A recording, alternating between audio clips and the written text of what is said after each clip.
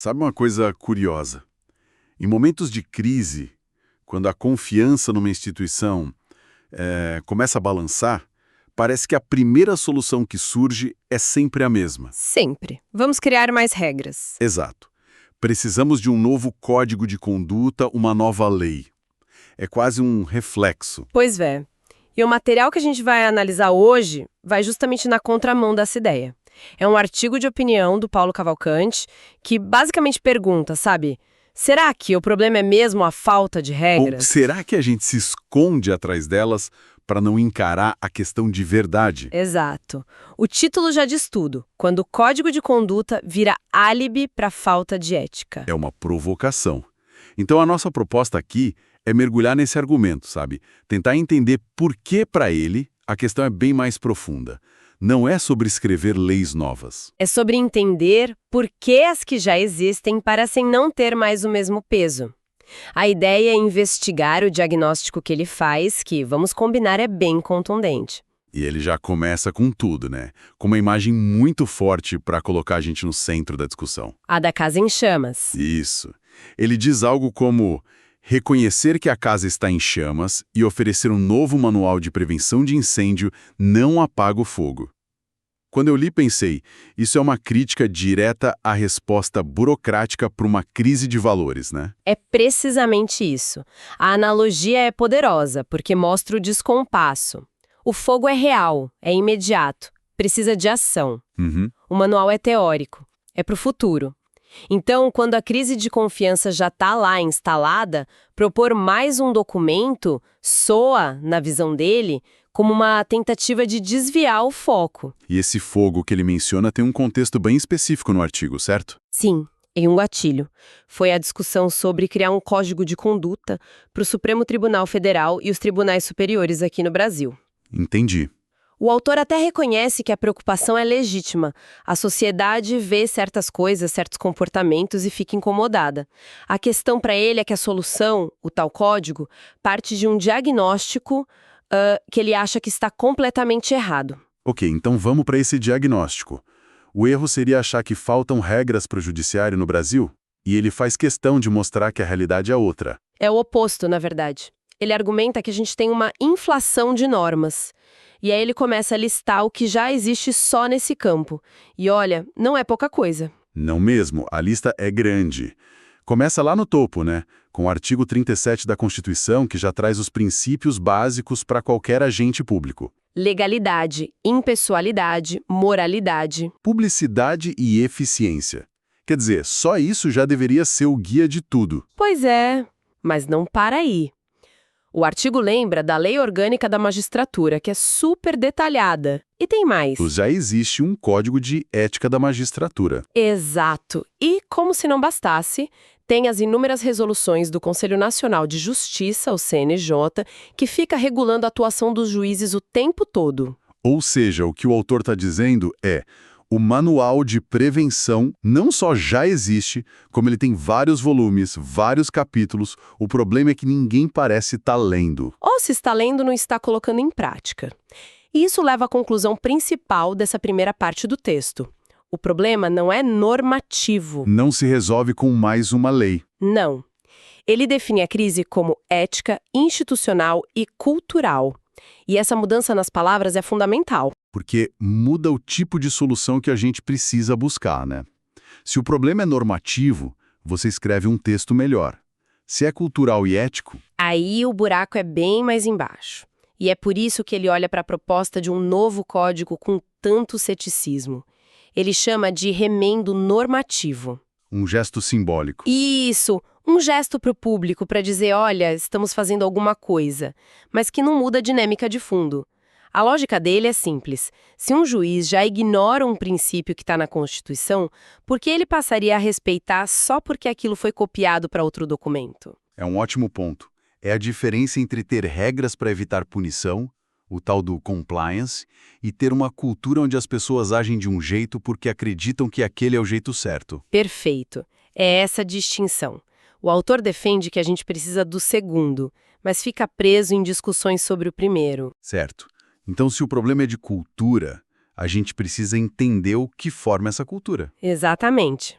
Não adianta só criticar o comportamento. E é aí que o artigo avança para um terreno mais delicado. As causas estruturais. As causas estruturais que, segundo ele, criam um ambiente para essa crise toda.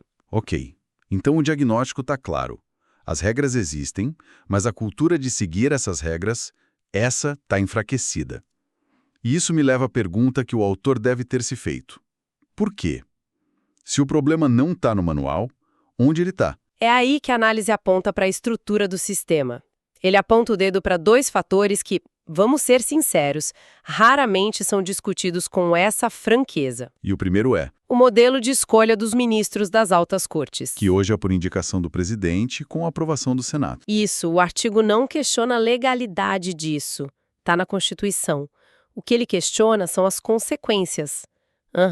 Não ditas desse modelo.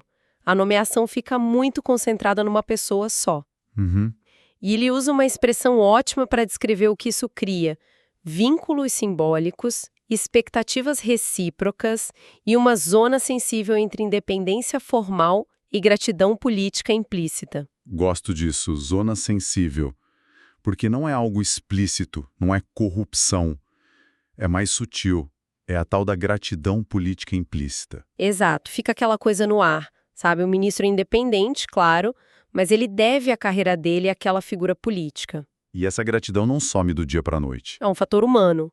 E é importante o que o autor destaca. A crítica não é pessoal, não é um ministro ou outro.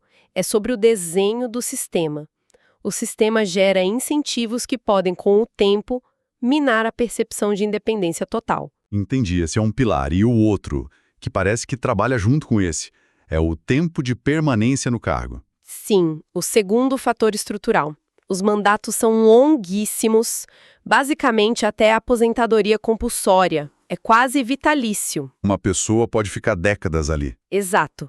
O ministro nomeado aos 50 anos pode ficar 25 anos no poder. Ele vê presidentes e congressos passarem e ele continua lá. E quais os efeitos colaterais disso, segundo o texto?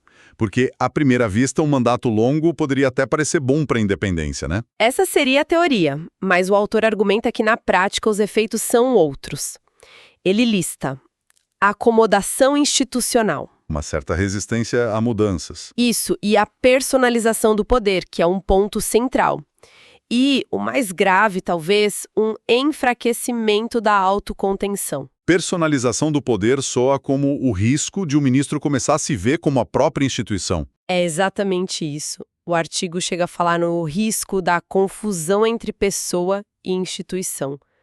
Depois de tanto tempo, com tanto poder, a fronteira entre o indivíduo e a cadeira pode ficar borrada. Entendi. E a sobriedade, a ideia de que você é só um servidor temporário, isso pode se perder. E aí o comportamento fica mais personalista, menos institucional. E quando a gente junta os dois pontos, a coisa fica mais clara. A entrada é por indicação política, o que cria uma gratidão. E a permanência é tão longa que cria um risco de personalismo. É a tempestade perfeita na visão do autor. Esses dois fatores criam um ambiente, uma cultura onde a impessoalidade pode ser corroída. E aí, nesse cenário, criar um código novo parece quase ingênuo. É tentar consertar um problema de fundação trocando uma soneta da porta. Ótima analogia. A ação é visível, mas não toca no problema real. Faz todo sentido. Então, se o problema é tão profundo, tão estrutural, quais são as consequências maiores disso tudo? Para onde essa análise nos leva? A discussão parece ir muito além do judiciário. Sim, e é aqui que o argumento fica mais sombrio, porque ele conecta essa crise interna com a saúde da própria democracia. Ele volta àquela distinção que a gente falou entre ética de regras e ética de valores. Sei. E tem uma passagem muito direta sobre isso. Qual seria? Ele diz que, nos sistemas judiciários mais respeitados do mundo, juízes não se comportam com contenção porque temem códigos. Comportam-se porque compreendem o peso simbólico da função que exercem. A ética vem de dentro para fora, não é imposta de fora para dentro. Perfeito. É a diferença entre o motorista que só para na faixa quando tem câmera e o que para de madrugada, numa rua deserta, porque entende que é o certo. E quando essa compreensão interna se perde, O autor aponta para o efeito mais perigoso dessas soluções cosméticas, que é a corrosão progressiva da confiança pública no judiciário. E a confiança é a única moeda que o judiciário realmente tem, né? Um político tem o voto, o executivo tem a força, um juiz tem a palavra e a crença da sociedade de que aquela palavra é imparcial. Exato, e quando essa crença vai embora, as consequências que o artigo descreve são gravíssimas. As decisões judiciais, elas deixam de ser respeitadas. Passam a ser só toleradas. Isso. As pessoas cumprem por medo, por resignação, mas não porque acreditam na legitimidade daquilo.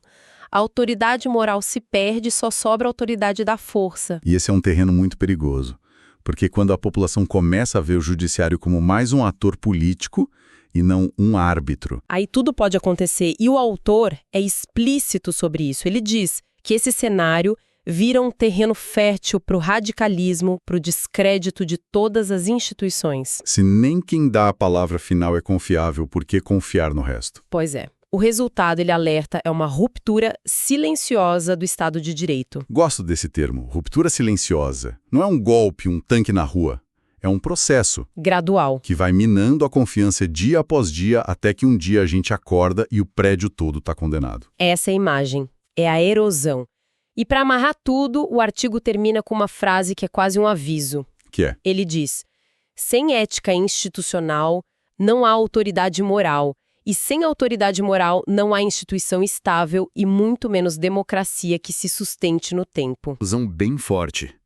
Ele coloca a ética, que às vezes parece tão abstrata, como a viga mestra de tudo. Se ela trinca, o resto todo vem junto. Sem dúvida. A mensagem final é que essa não é uma discussão pequena de especialistas. É o debate central sobre a sustentabilidade do nosso modelo democrático. Certo. Então, tentando amarrar as ideias principais que a gente viu aqui no artigo, a tese central é que focar em novos códigos de conduta pode ser uma distração. Uma distração perigosa. É tratar o sintoma e ignorar a doença. E a doença, segundo ele, tem raízes estruturais no modelo de escolha e no tempo de mandato. E se manifesta como uma crise cultural, onde a impessoalidade perde espaço para o personalismo. E a consequência final disso é a erosão da confiança, o que, no limite, ameaça a própria democracia. A solução, então, não estaria em mais textos, mas em reformar estruturas e resgatar uma cultura de ética. Resumo perfeito. E isso nos deixa com uma provocação para continuar pensando, né? Que vai além do judiciário. O artigo usa o Supremo como um estudo de caso, mas a questão é muito maior. E qual seria essa questão? Se criar regras novas pode servir de álibi para a falta de ética. Como é que a gente faz, em qualquer instituição, seja uma empresa, um governo, o que for, para garantir que os princípios sejam vividos na prática?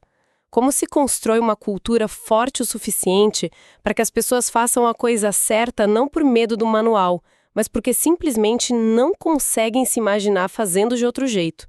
Essa parece ser a pergunta que fica no ar.